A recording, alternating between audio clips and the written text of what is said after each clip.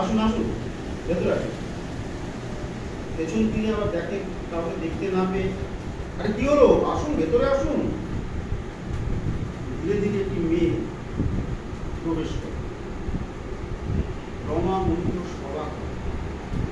আরে আসুন, কোনো ভয় নেই। পরিচয় করিয়ে দেয়, উনি আমার মা, আর উনি আমার বাবা।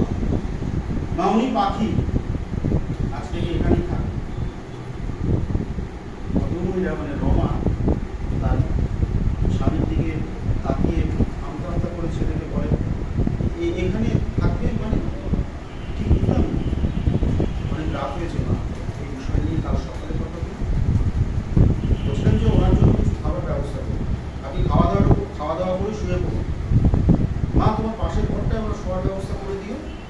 কথাগুলো এক নিমেষে বলে ছেলেটা ভেতরে চলে যায়। মহিতোষ রাগে ভেতরে ঢুকে যায়।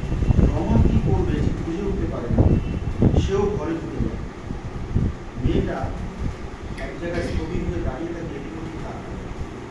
কি করবে বুঝতে পারে না, আলোটা কেটে যায়, শেষ।